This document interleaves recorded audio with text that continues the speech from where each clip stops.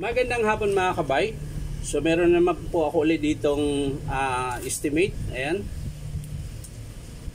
So ang job number nito mga kabay ay 39259 letter A. Ayan. Ang model nito mga kabay dito 50 ano ba? Dito 5032 yung modelo nito mga kabay. 2 mode po ito mga kabay. Meron siyang hammer tsaka meron siyang drill. Ayan. So dalawa lang po yung selector nito mga kabay.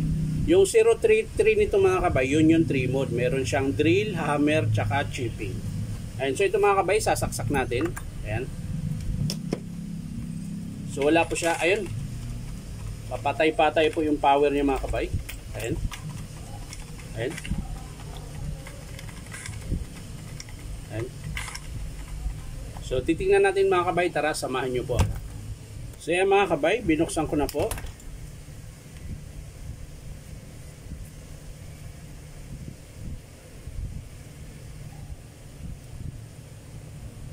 So ayan mga kabay, para madali po yung pag-i-estimate natin, ganito po gawin natin. Tulad din po ng ginawa ko kanina. Ayan. Tanggalin po natin yung wire na to, yung sa manggagaling sa armature field coil mga kabay. Ayan. Diba po pahinto-hinto siya. Ngayon iti-testing po natin na wala yung switch. Unit lang po. Ayan. Tinanggal ko po yung switch. Ayan.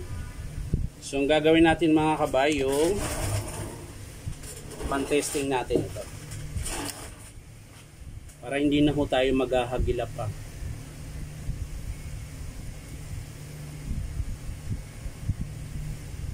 Ngayon, pag pahinto-hinto pa rin yung andar nito mga kabay, ibig sabihin dito po sa field coil yung problema o sa armature.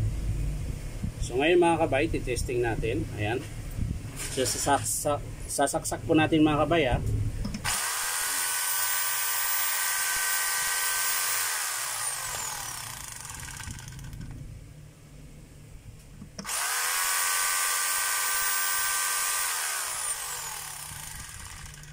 So wala pong problema dito mga kabay.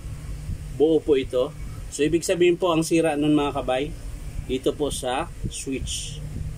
Kasi kanina mga kabay, pag pinipindot ko po siya, ayan, pag nakasagad na po siyang ganun, di na po siya gumagana. Gagana lang po siya pag ginaganon ko po siya.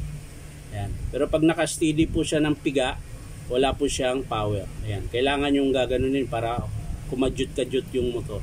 So dito sa tinesting natin mga kabay, ibig sabihin buo po yung armature field coil nyo. Ayun.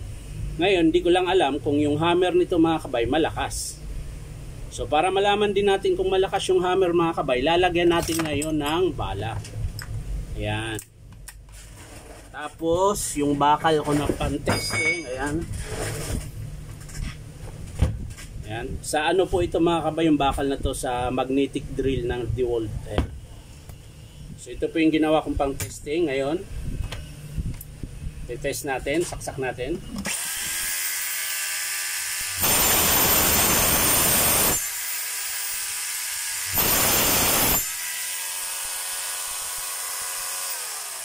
Ayan mga kabay, napapansin nyo, nilagay ko na siya sa hammer, dapat umiikot. Hindi rin po siya umiikot. So ngayon tatanggalin natin yung lever mga kabay, para malaman natin kung bakit di siya umiikot. Yan. Ang pagtatanggal yan mga kabay, yan, ganyan lang po. Nasa taas po yung arrow. Tapos, pipihitin mo siya ng pakaliwa mga kabay. Ayan po.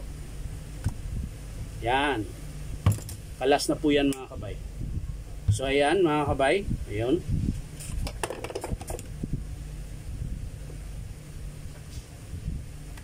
So, bakit di siya gumana? Ayan. Papaandarin natin ulit mga kabay. Kung iikot na ba siya.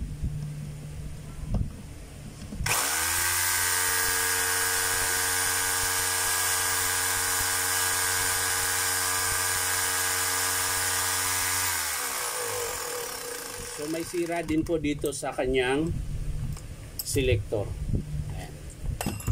So So yan na naman ang titingnan natin ngayon mga kabay. So tingnan muna natin yung silik. So yan mga kabay, binuksan ko na po siya. Ayun.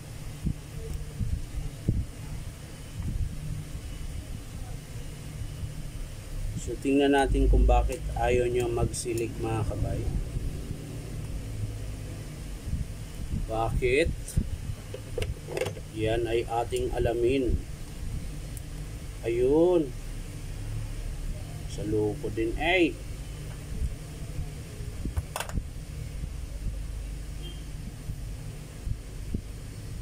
Hindi na po talaga siya magsisilik mga kabay, gawa nung binaliktad po pagkabit. Binaliktad. Saka dapat ganyan siya mga kabay, bukang buka. Yan. Dapat nakaganyan siya mga kabay. So kakabit natin mga kabay babalik natin.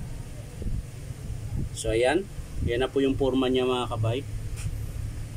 Pero ito mga kabay, may sira din po talaga ito. Selector niya, medyo tumabingi na po. Kaya magpapalit din po tayo niyan. Pero ititesting muna natin ito mga kabay, babalik lang natin.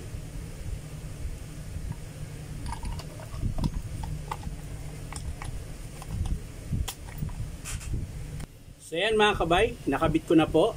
So titesting natin ulit ngayon. So sisilik natin sa hammer mga kabay kung iikot na ba siya. At syempre titesting na rin natin. Nakalas po kasi yung spring kanina mga kabay, kaya ayaw niya umikot. So titesting natin ngayon.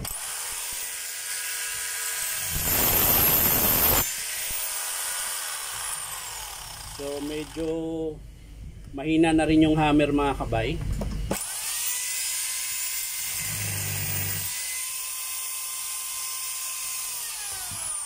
Yan.